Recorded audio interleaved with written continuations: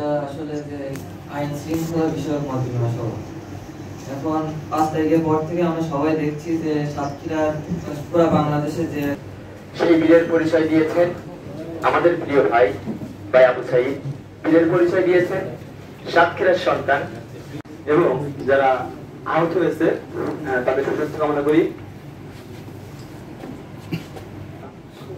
আমাদের যে উদ্দেশ্য এবং লক্ষ্য, আমাদের কিন্তু দিনের শেষে পুলিশকে লাগবে। সেনাবাহিনীকে আপনাদের দরকার নেই, সেনাবাহিনী দেশ রক্ষার কাজে ব্যস্ত। আর ব্যাখ্যা করতে চাচ্ছি না, একটা দূরত্ব এবং একটা খারাপ সব অনেক ত্যাগ এবং রক্তের বিনিময় পূর্ণ কৃতিত্ব হচ্ছে ছাত্রদের। তাদের ত্যাগের মাধ্যমে আজকে আমরা একটা নতুন একসাথে নিয়ে কাজ করতে চাচ্ছি। আমরা সেনাবাহিনী আপনাদের সাথে আছি সহযোগিতা করার জন্য, কিন্তু আমি আগে বলেছি বেসিক্যালি সেনাবাহিনী প্রস্তুতি নেয় দেশকে রক্ষা করার জন্য। আবারও আমি আপনাদের কাছে ক্ষমা চেয়ে নিচ্ছি আমি যদি দেরি করে থাকি। আর যদি এখন আপনারা মুরব্বী যারা আছেন কেউ যদি কিছু বলতে চান আমরা একটু আপনাদের বক্তব্য শুনছি। ঠিক আছে স্যার, অনেক ধন্যবাদ। সকলকে সালাম জানাচ্ছি।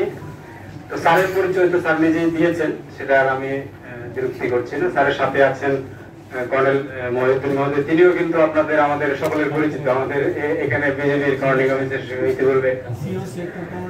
এছাড়াও আছেন আমাদের স্যারের অধীনস্থ যে ব্যাটালিয়নটি আমাদের গত কয়েকদিন ধরে আমাদের মাঝে আছে, সেই 37 বীরের অধীনে উপস্থিত আছেন। আমাদের 33 বিজেপির বর্তমান অধিনায়ক মহোদয় আছেন, পুলিশ সুপার মহোদয় আছেন।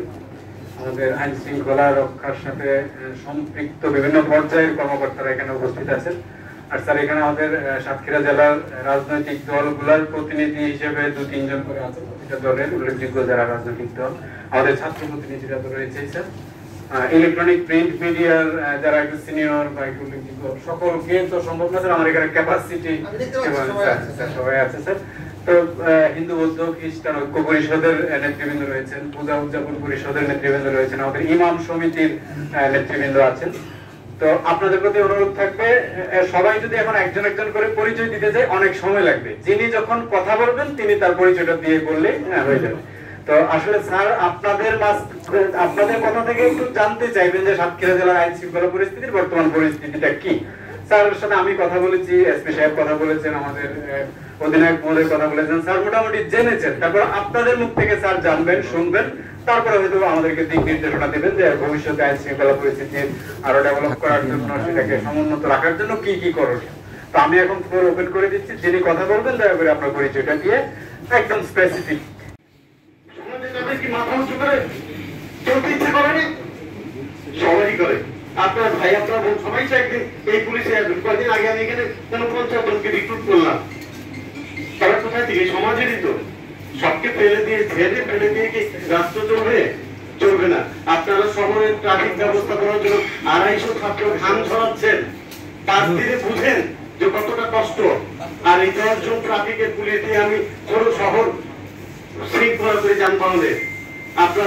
আপনারা অনেকেই দেখেন বিভিন্ন ধর্মের কোন ভাই বা কোন প্রতিষ্ঠান ব্যক্তি কারোর কিন্তু কোনো শুনিয়ে হয়নি। ওনারা এখানে আছেন উপস্থিত, ওনারা স্বীকার করেছেন এখন সমস্যা। তো সে কারণে আমি বলতে চাই, আমাদের ভাই বলেছেন, সাংবাদিক বলেছেন যে আমি আপনাদের ওই দিন আমরা প্রায় 18টা পূজা কমিটির সভাপতি ছিলেন, খ্রিস্টান কমিউনিটি ছিল।